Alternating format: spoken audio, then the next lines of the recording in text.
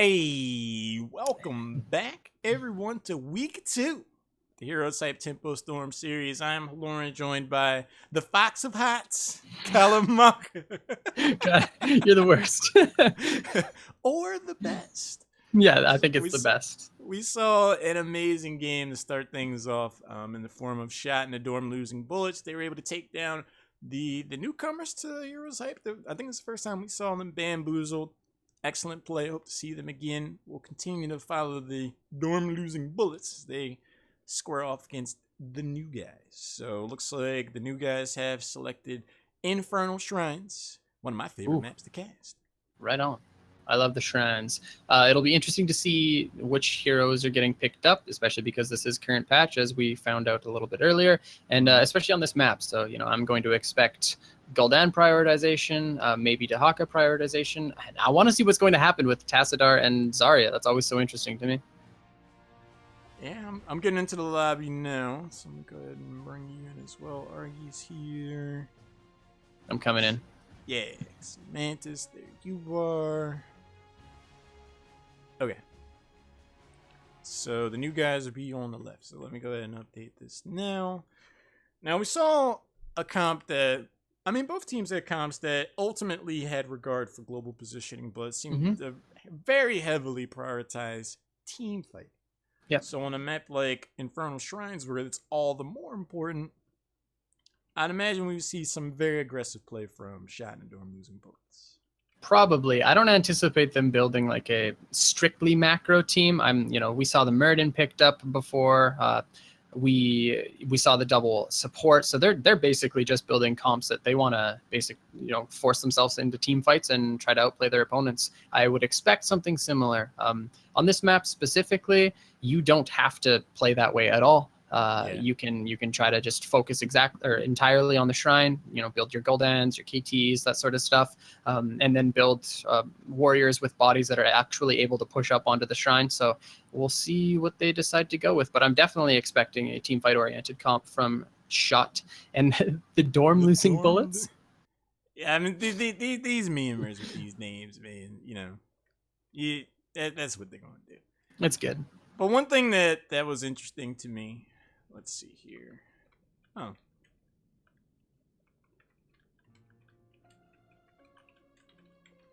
Oh, Phoenix. I know Phoenix. Nice. Looks like we're getting everything ready. But one thing that's curious to me is that normally when you see a team that, has a lot of veteran players like Haas, like Finkeldorf, like Shot, and they go up against a team of people you haven't really heard of before, it's just, normally you see them just look to play it super aggressive, and it's like, you have to earn our respect, is the general subtext I feel of how those kind of matchups go. And Bamboozled, I feel in the early game, earned that respect. So I'm wondering if we're going to see Shot in the Dorm losing bullets, go back to that well of just like, hey, just like, you're going to have to beat us, otherwise we're going to step on your face.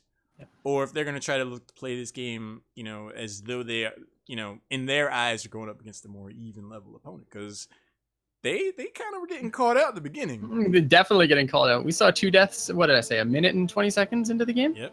Yeah. So I actually want to see Shot and the Dorm losing bullets draft a team that is exclusively macro based. I would love to see them play it. I'm not sure what level they're at when it comes to macro play, but I think they would be able to display at least, fairly coherent Infernal Shrines gameplay, and I would absolutely love to see it. So maybe something focused again on global presence, again on just focusing on the shrine, looking at picking up the Punishers, and that sort of gameplay. Because any team can put together 5 mechanically sound players and build team fighting comps. We see actually that's probably how most amateur teams start. You'll find 5 really good players and you just put them together, and they just basically beat up their opponents, and then they start focusing on macro. So this team, with some established players, I would really like to see them build macro style drafting.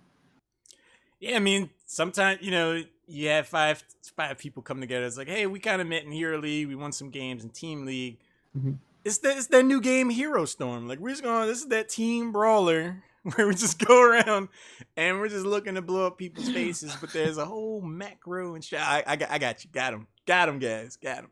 There's a whole macro and strategy to consider. I mean, Warhead Junction, I feel, is one of those more nuanced maps where it's like, how do we go over to prioritize these nukes, like where they show up on the map as opposed to where we're at and what globals we do or do not have available, invites a whole range of options. Infernal Shrines, I feel, is one of the more straightforward maps in that regard. Mhm. You show up to the shrine. Like sometimes you can go split push if you're down a tier or something, like I'll just go get a fort and you guys can get the Punisher move within. Yep. But this is definitely one of those more brawl centric fireworks style of maps. I think we'll see some aggression.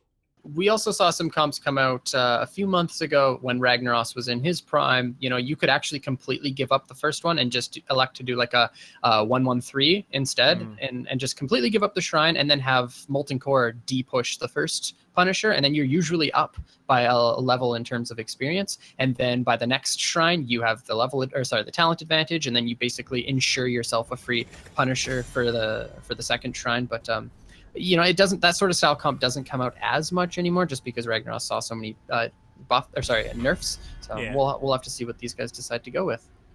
Yeah, one thing that we saw out of Shot in the Dorm losing bullets last game is that they capitalized on every mistake Bamboozled made. And this is one of those maps that can really snowball out of hand. Exactly like you said, like if you lose the first Punisher hard enough, you suddenly find yourself down a tier and always chasing for the rest of the game. So I feel like the early game is going to be really important for the new guys. If they get wiped or something over the first Punisher phase, Shot in the Dorm losing bullets are not the kind of team that you can just easily climb back into the ropes. Exactly, and we saw that last game.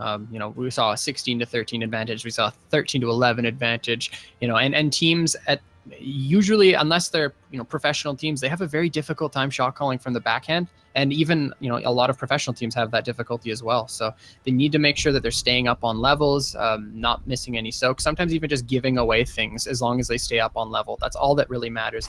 Do we know who's first ban here? This would be Shot in the Dorm losing bullets over on the right, taking Sylvanas off the board. So you guys they just over on the left waste no time in banning Ariel. I guess they were watching last game, because we saw the Ariel come out in very early in that one too. The Sylvanas ban, pretty heads up. They're not wanting to, I guess you would call it, get cheesed by the first Immortal.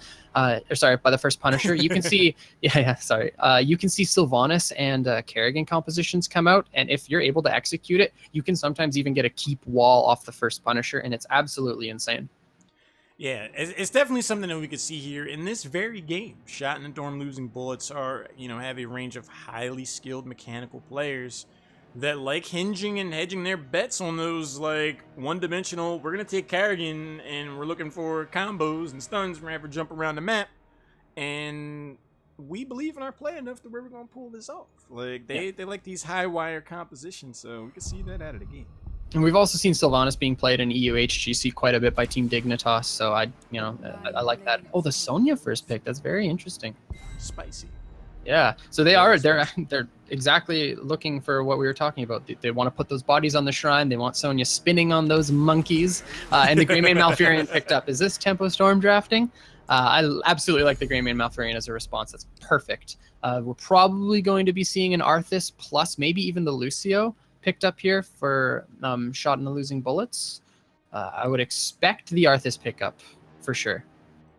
Well, when you get the thumbs up from your neighborhood-friendly community coach Kalamaka, you can't be starting off too bad. Greymane and Malfurion offer a ton of synergy. Set them up and knock them down. A couple of heroes to select for Shot in the Dorm losing bullets.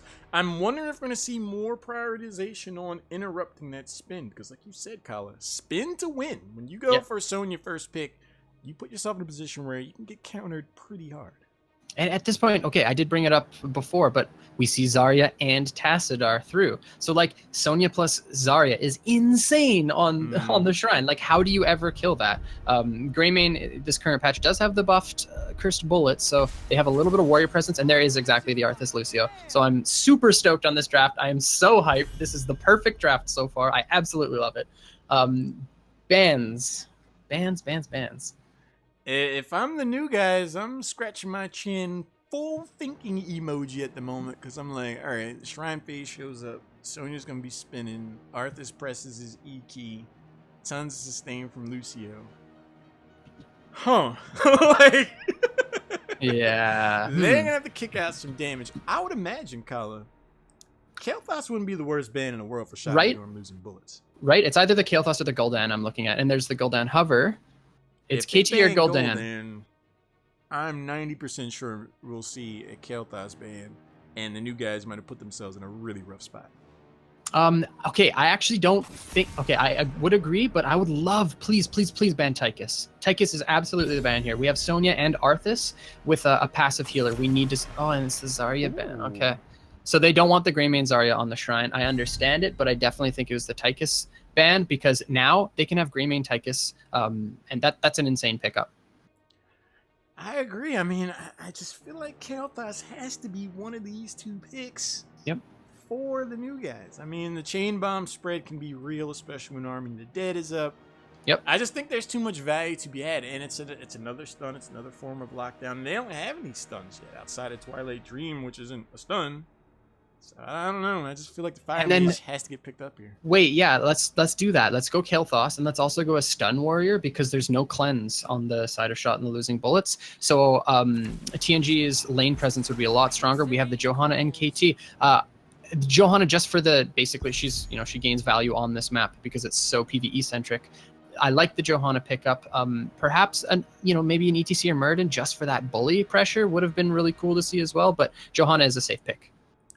I wouldn't be surprised. A build that I like to use a lot on Johanna is Eternal Retaliation at 4. On Infernal Shrines, you get so many condemns by hitting the defenders and the heroes around you that you could almost always guarantee an interrupt on Sonya's spin during those critical moments, especially when you consider the Army of the Dead, little minions that pop up. I just feel like that would be the talent to go for, and that could be a really good response to Shot and Losing Bullets. Definitely be hot. It's hot. Yeah. I like that. Sorry, is it Shot and the Losing Bullets on the right? On the right. Okay, so red team. Yeah, that's what I thought. Okay, so they might even, like, if they could go Tassadar here. They could also pick up Tychus for their backline. There's so many things they could go. Tyrande and another warrior. Is that where they're going to? Tyrande Vala. Okay. So interesting. Arthas's route is going to be a point of concern for the game for the new guy because anyone gets caught with that route, the Lunar Flare Hunter's Mark is on its way. I like what they're doing, but they're doing it into an Iron Skin. Like, that's going to be the front line of TNG, right? It's going to be the Johanna, and she's going to be able to get out of pretty much anything. I guess their reasoning is we're going to have added mobility from Lucio. We'll be able to slow with Arthas. We wait for a condemn, and then we drop a root on somebody.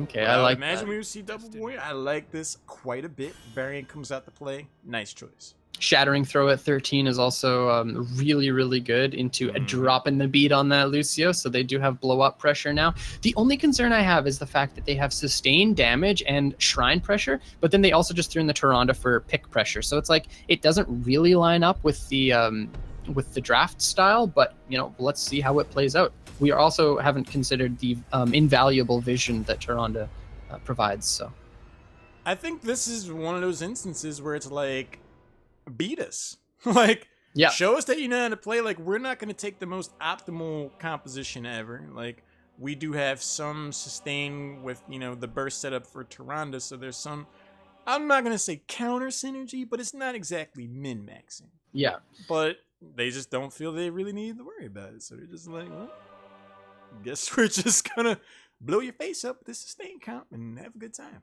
So we're probably going to see Varian on the solo lane for the team blue, and then Sonya in the solo lane, both of them on the top side going against each other. So that'll be interesting. And then the 4-man matching. So we'll have to see how they decide to play this one out.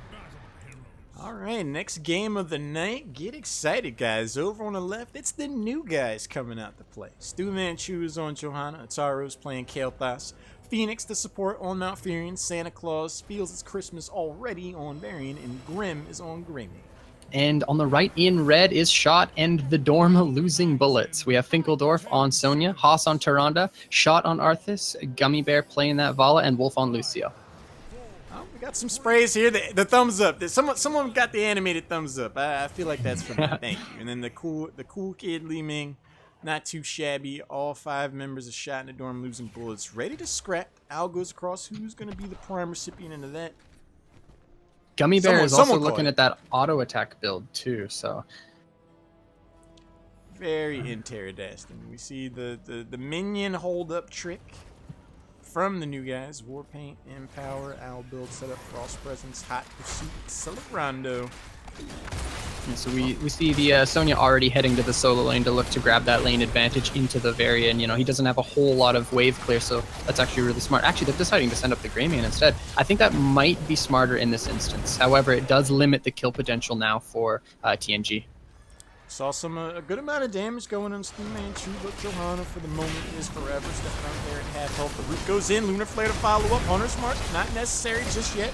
Iron Skin does come out though. Shot eats a good amount of damage. And I looked over in the chat. Mama Shot is here, so Shot's gonna have to be on his best behavior and level of play because Mama's watching. I love Mama Shot. Mama Shot's the best. Yeah. So the 4-man's just matching between mid and bottom here. We did see the full combo come out from Tyrande plus the Arthas, and it was on the Iron Skin. Actually, the root goes out as well, and the Lunar Flare lands, but no follow-up damage. I was worried that this is what was going to happen, but we'll have to see how this comp works out on the Shrine, because TNG is going to have to push in, right? Because they have the Arthas plus the double support plus Sonya spinning on the Shrine, and they might be able to get kills off of that push in. So we'll have to see how that works out. I agree, man. But, I mean, it's a message from Shot in the Dorm losing bullets. Every time we've seen a root land, the Lunar Flare, even without the root, is there to follow up right afterwards from Hoss. Yeah. So if you see rooted on top of your name, you're going to see stunned right afterwards. Stu Manchu definitely used the Iron Skin really early there. Excellent dodge on the Howling Blast coming out from Shot. If that landed, that was definitely going to be a dead Crusader, so... First Shrine is active. Both teams relatively even on experience, so level 4 probably will get picked up by both of these teams before the principal elements of the Shrine phase starts up. Santa Claus wishes he had Taunt already. Grim also pushed out that top lane, so Shot and the Dorm losing bullets are going to lose out on that top wave entirely, so that's not too hot for them. Not too hot. A nice condemned spin. Sonya's afterwards, but Lucio's gonna go down. Shot trying to take the long way home and doesn't make it back. He gets the express ride back to base. 2 takedowns. Advantage new guys. That double condemn was absolutely perfect. Plus the follow-up and double swipe by Greymane. Like, that was perfect team play there. Excellent job by TNG. Laws of Hope was the talent of choice for Johanna at level 4, so they're going for the added sustain against, you know, Hunter's Mark. I definitely can understand that. It just means that those condemns have to have the kind of value that we just saw out of them, because they're not going to be happening as often as if they took Eternal Retaliation, but they got the Arcane Punisher, not bad. Yeah, absolutely. Greymane immediately responding to that top lane and picking up that soak. They didn't lose anything. They're already up almost half a level here with the Arcane Punisher pushing in the mid. Varian elect to go to the bottom lane to pick up that soak as well. So far, like, the rotations from TNG have been almost perfect. I'm really liking this team play coming out from them. Yeah, the new guys definitely playing the map well. They stand to get a good amount of value out of that first Punisher. Normally, if you can get the good part of the wall after the first one, not too shabby. Against a team like Shot in the Dorm losing bullets, you're not gonna do too much more after that. But what I like about this a lot is they back away before there's any sort of response from Shot in the Dorm losing bullets. This is where we saw mistakes happen for Bamboozle last time. Like, they were kind of getting ahead. Yep. And then you know, Shot in the Dorm losing bullets catch somebody out of position, and they never got back in. So the retreat like that is a sign of good things. Absolutely. TNG just needs the strong macro for the rest of this game. They're already up half a level. They have the talent advantage. So as long as they're not just giving a shot the fights that they're looking for. Oh yeah, there's the engage on top lane, but it looks like they're not going to get the kill on Greymane. He's a little bit of a slippery werewolf. But yeah, as I was saying, if they don't give a shot the team fights that they're looking for, this might be a pretty strong early game, which translates into talent advantages throughout the rest of the game. Yeah, Grim whistles past the graveyard, because if that root landed from Arthas, that could have been a pretty bad time for Greymane. But the Siege Camp is going to get targeted by the new guys, all four members. Greymane still hanging out on top. Level 7 picked up both teams. Setting up the macro play. Both of these teams understand the game. Yeah, they Shot actually abandoned the what should I say to basically be a shorter version of that team? Just Shot, because it's losing. Oh, I like that way better. Losing bullets actually just abandoned that mid push, and it got the tower for free. Meanwhile, the bottom Khazar camp is also pushing in on this tower. It looks like Arthas might be able to clear it in time, but again, they had the better rotations for these camps. They got 2 of them plus 2 towers in just a second here. Elixir talent at level 7 for Greymane. Sins exposed at level 7 for Johanna. Something that surprised me. See Burn Flesh. One of my favorite icons for talents in the game. You see the guys that, like, burning alive, and then like in the foreground you see someone's eye just like they seem upset. Oh, But TNG is doing the perfect play here. They have the I like bottom it. side shrine. It's across the entire map, and they got their hards. This is going to be pressuring both of these towers on the top side because they already have the creep wave there. So as long as this is a relatively long shrine phase, they're going to get infinite value from that top side. definitely, I mean, they're playing the macro right. They're Yep. ahead in experience. If this becomes a prolonged progression, not only do they stand to get heroics first, but also value top. Stu Manchu uses Iron Skin. Gravity Lapse goes out into the root on Gummy Bear. Finkeldorf spinning around on Greymane. Wolf has plenty of mana to sustain his team for the moment. Grim gets a heal from Altherian. Root goes in from shot. Condemn brings Arthas back in. The Lunar Flare misses, but the Poison Spear from downtown. Finkeldorf finds a takedown on Johanna's face with And they were 9 just defenders left. Nice. They were just up a little bit too far there. I actually think TNG just needed to push this bottom side creep wave to force losing bullets into either losing the creep wave or losing presence on the monk on the shrine. And they actually just gave them the fight that they were looking for. Meanwhile, they had pressure top. They did get almost both of those towers. So just a little bit of a misplay there. I mean, this is something of a trend. We see the losing bullets lose out in the early game to an extent, and then they find opportunities going into the mid game. Without their heroics, they're still pressing in. Not too far off, though. Poison Spear was a talent at level 7 in college. That spear came in the hard way to make Yeah. that takedown. That Sonya is looking for the duels. Let me tell you what. Yeah, it was pretty cool. Level I 2. like that talent. It's super good in lane, but you lose out a little bit of, I guess, survivability. Yeah, sustain kind of takes a back seat, but I mean, Fingeldorf is just like, I'm gonna hit these Qs. I mean, he weaved through defenders to get that Q, so definitely some confidence. Stu Manchu throws out Iron Skin. Hunter's Mark doing a bunch of damage to him still. The taunt goes in. The lockdown. Arthas vanishes off the map. The Twilight Dream afterwards, though, hushes the crowd. Greymane goes down. Stu Manchu the next target. 2 heroes for 1. Losing That bullets there, Starfall value was insane too. Like everybody just stood in that fight. Like Tyrande did so much damage during that engagement. Like crazy value from the Starfall. Not too shabby. Both of these teams showing they know how to play that new game Hero Storm that came out. Level 11 for both teams. Principal elements of the left side will be back. But Bruiser Camp is available. Sonya rotates over there. Gummy Bear gets the party started in the Siege Camp. Back to the macro game after a glancing blow of sorts. Both of these teams showing they're ready to play. And we also saw the Curse Bullet getting value there as well. The 40% on the front line. So really, really good choice on the heroic. Gaining a lot of value against the Double Warrior. Not too bad. Siege Camp is going to get picked up. Al streaks across. Sonya should be able to get that Bruiser Camp now. Greymane could theoretically hang out and clear that out, see where the next shrine shows up.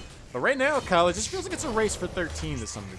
Yeah, or they're just looking at the next shrine because losing bullets actually do have the better shrine control for sure with the Sonya plus double support and sustain healing. I think they have the better shrine control, so maybe that's just what they're looking for. They could have pushed bottom and maybe looked at that fort for a little bit of extra experience, but instead they just went to their Khazar camp and they picked that up, and now they're gonna have that pushing this mid lane. Stu is positioning up but getting attacked by the minions.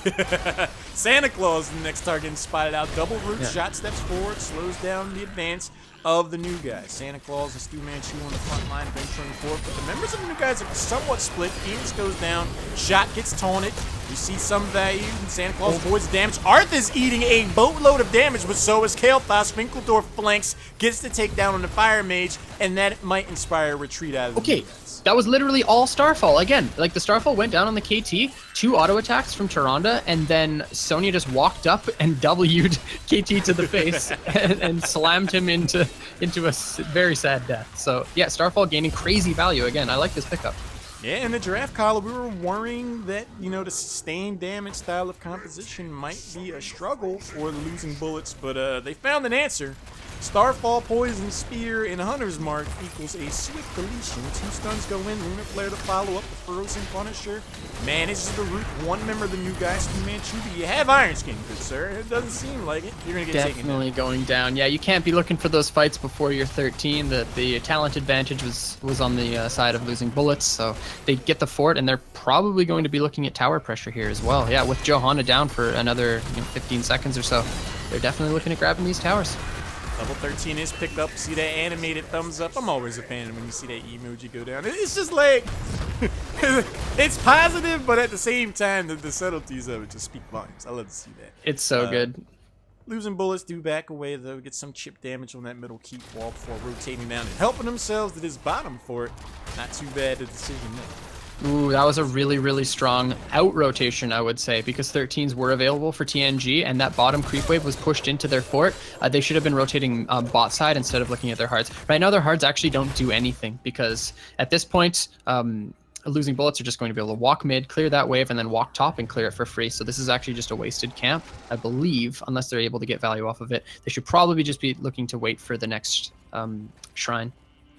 If they go and force a team fight somewhere and give that camp time to marinate and make it across the map, there could be some value. But other than that, I definitely agree with you. I think this might be some hasty decision making, perhaps even some rattled nerves out of the shot caller or shot callers from the new guys. Root goes in. Shot has that lowered armored now at level 13 for Arthas, so that's going to be something to watch out for as well. Well, this is definitely not where Losing Bullets wants to be. Yeah, they are in a very aggressive position. They want to just look for their 16 plus the shrine. So they send Sonya up top, and again, there's that 0 value coming in from the camp. A little bit of a miss sight on the macro side for TNG.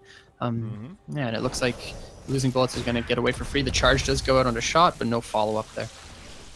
Now, level 13, Varian goes for Mortal Strike. And with the overpowered talent, I see how some value be had out of that. But it's not like Losing Bullets have a lot of burst healing. But oh no, Grim! Scalded Dog gets sent home. Lucio gets deleted immediately afterwards, though. The response is real from the new guys. We have burst. A quick couple of takedowns from them. Wait, that Kael'thas just absolutely melted two of those heroes. That was intense. I love it. With the Phoenix as well, like that was so much burst damage onto the Vala and Lucio. Good job there for TNG. Meanwhile, we do have Sonya pushing this top lane, looking at that 16, and I would expect her to rotate down with the death timers relatively low this early in the game. Not too shabby a response. Level 16 advantage is here for the moment, but with 2 heroes down, I don't really see the Losing Bullets venture too far in. Santa Claus, the ward, watches, spots the rotation. The taunt goes in on shot. Level 16 is not yet here, and now all 5 members of the Losing Bullets are up. Al goes across, finds Santa Claus, 27 defenders, and rising for the members of these guys. They could come away with this, but this lack of level 16 is kind of worrisome for me, Kyle. Yeah, Curse Bullet went out on this top side too. We do see the 2 solo laners fighting each other. Finkeldorf used. Oh wait, actually the kill goes down on the shrine. Massive fight. Their shot getting caught out as well, taking damage from the Phoenix and goes down too. So that's a 1-for-1 trade on this shrine. And the Punisher actually does go over to TNG. Yeah, the 2 takedowns they got earlier gave them enough of a lead to come away with the Arcane Punisher, but without Malfurion, they stand to not get too much done at it. So they go through this bottom fort, good amount of health left, Starfall not getting the value it's gotten earlier, and they're just going to rotate away without their support. I like this decision a lot. They might try to make a play for this middle fort. I'm wondering if Ice Block was still on cooldown for Malfurion, because I feel like there was some time for him to get that 1 key in there. Yeah, it might have been. Honestly, when Sonya pushed top lane and got 16, she needed to immediately respond back down to that shrine, because they would have both A, had the experience advantage, the talent advantage, and B, had a 5v4 because Greymane showed top. And that would have translated into a free Punisher for them, but they elected to keep the Sonya top just to try to get more experience, and now we see that the experience is actually evened, in fact, a little bit on the side of TNG. Could be something of a contest over this Bruiser camp. No, it's going to get picked up without much delay. The root goes in. The cleanse is nicely timed. The burst damage goes in. Arthas gets deleted. Finkeldorf on the flank gets some damage in on Malfurion. The interrupt, though. Bless Shield goes out looking for the chase. Rain of Vengeance trying to secure the disengage. Lunar Flare drops in. A hair-raising moment where the new guys come out ahead. See, and that's the burst potential of the Cursed Bullet plus Gravity Lapse combo from Kael'thas. Like, Arthas cannot step up that far, and that's where we're seeing a little bit of disjointed nature between the Tyrande and Arthas. So actually the charge goes down to Gummy Bear plus the Gravity Lapse, and it's just not quite enough to secure the kill onto Vala. If that Flame Strike landed, that would have been the Demon Hunter getting full-on roasted. I was really worried for the new guys because they stepped all into that Starfall, and we've seen what kind of damage that's done all game. But they come away, they force back the members of the Losing Bullets, get the top fort, and they're up quite a little bit of experience. Not doing too bad, man. Yeah, so we saw a Punisher in the mid, we saw a Punisher on the bottom, so chances are that, they TNG pushed out this top fort, so they're going to get a lot of value off of the top Punisher now. So that was an excellent rotation there, taking out that top fort. And now they're looking at picking up these hards as well on the top side and the easy camp on the mid. I'm really liking this play from the new guys so far. Like, when you go up against a team like Shot and Losing Bullets, these are names whose reputation precedes, and they're not playing as though they're intimidated at all. They're going into these team fights between objectives on even talent tiers, and even when they lose heroes, they're still trading barbs. This is the kind of play if we're going to see an upset that needs to happen, but the taunt goes in. Sound barrier is here in time. Phoenix has to step away outside of the Starfall. Shot rotates back in, gets melted down. Kael'thas damage is real. The Condemn forces out a potential retreat, but Finkeldorf on the chase. The shield, the mana shield, goes in on Kael'thas. It's not going to be enough. 1-for-1 so far. This is a tragedy. We have the Greymane coming down here. The Curse Bolt actually misses, but doing a massive amount of damage onto Sonya, but they just don't have enough. The Nerves of Steel is still available for Sonya as well. So TNG with the catch onto Arthas again. He can't be stepped up that far, especially with they're going into a Varian. You know, the oh wait, he didn't even end up going Shattering. So Mortal Strike, actually, yeah, you did mention that. So we have the top pushing out, we have mid pushing, we have bottom pushing for TNG. That was just an excellent call going onto the Arthas when he stepped up too far there. And now it looks like it's going to be a relatively easy Shrine pickup for... Actually, no, it won't be easy, but they're losing out so much by staying on the Shrine. The taunt goes out, so much damage onto Haas, and he actually does go down.